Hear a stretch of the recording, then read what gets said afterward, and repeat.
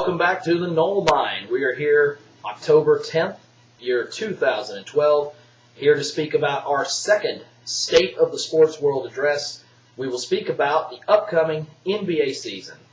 Now, last year, the NBA went through a dreaded lockout, similar to what the NFL had to go through the previous year. And as a result, almost 2 full months of the regular season was lost. We didn't even begin playing basketball until Christmas of last year. However, the season went exactly as most people drew it up. The shortened season ended up assisting a number of teams, such as Dallas and Boston, with allowing young players to have a chance to play a little bit longer and a little bit harder in an opportunity to let their teams have one last shot at the big time. But in the end, it was finally the year for LeBron. LeBron James goes out, and he ends up finally winning that elusive first championship ring and bringing home the first of many promises to the Miami Heat crowd. The Big Three in Miami able to take out Oklahoma City to win their second NBA championship in the last 5 seasons, and they win LeBron his first ring. So now the question, of course, becomes, are the Miami Heat now the team to beat? Are they the team that everyone dreads? Or is there a new Big Three on the way? The original Big Three in Boston now looks like it's done. With KG now getting up in his years and Ray Allen joining Miami, now it looks like that Boston may be on its way to a very long year. The Hawks have completely dismantled their team, making them apparently no longer a runner in the Eastern Conference. So now, who will be the team that will truly challenge Miami out of the East? In this man's opinion, the answer is no one. Right now, Miami has no true competition in the Eastern Conference.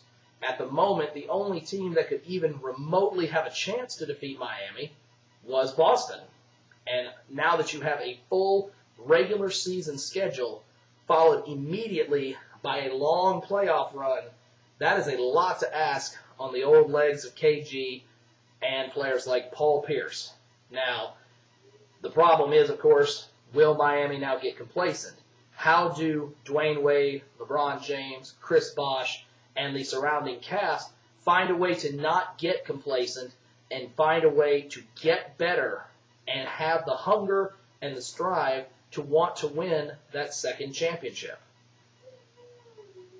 Meanwhile, you jump out to the Western Conference, and there's now a new Big Three in town, and what a shock, it's in L.A. The Los Angeles Lakers this offseason have certainly been wheeling and dealing, sending Andrew Bynum to Philadelphia as they work out trades that eventually send Suns guard Steve Nash and Magic center Dwight Howard to the Los Angeles Lakers. Now Kobe, who has stated in interviews but has never officially confirmed that he has 2 to 3 seasons left in his old legs, now he is looking for that one last opportunity to get that elusive 6th ring to try to catch Michael Jordan, maybe even get up to 7 and pass him. He attempts to cement his legacy with the help of a high passing guard and a very strong defensive center. So now the question is, who's truly the team to beat in the NBA? Vegas odds now have the LA Lakers as the favorites to win, although Miami's still no slouch right behind them. But the main conversation that comes up when you speak about the NBA is just all of the conversations that have been coming up throughout the offseason when it comes to all the trades, all of the difficulties that it seems like these teams are having when it comes to getting their players on track. And you now see all of this, I don't want to say collusion, but you see teams now with the opportunity to be able to almost pick their own team.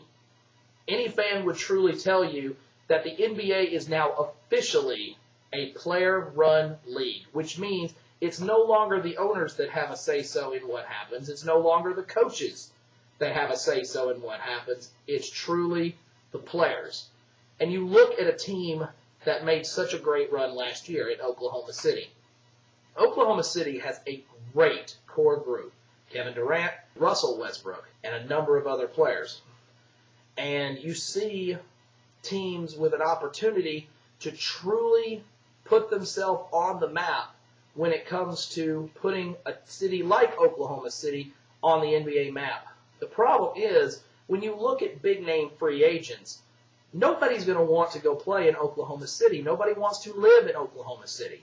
They're looking for an opportunity to play in the big cities, the Los Angeles, the New York, the Brooklyn, the Miami, the Dallas, maybe even you could arguably say Houston, and of course Boston. But when it comes to Oklahoma City, people look at it and they say, you know, it's not a major city. I want a place where I'm going to be heard. I want a place where I'm going to be spoken about. There's a reason why this offseason players like Joe Johnson chose to leave Atlanta to go play for the Brooklyn Nets. It's not because he wasn't getting an opportunity to shine in Atlanta. It's because he wanted to go to the bigger stage. Atlanta had the ability to offer him more money than Brooklyn. He turned it down. The Los Angeles Lakers, one of the biggest names out there, biggest cities to play in, whether it's the Clippers or whether it's the Lakers. And you see a player like Dwight Howard, he wanted to go to Brooklyn. It didn't work out. Houston was the next team that really came knocking on Dwight Howard's door, and Dwight said, no thanks. I don't want to play in Houston. I want to play in a big town. And for the longest time, it was Brooklyn, and he said, it's Brooklyn or I just won't play. Eventually a deal worked out. He's going to end up in Los Angeles. Now whether he ends up there for 1 year or whether he ends up there for multiple years, that's still to be seen.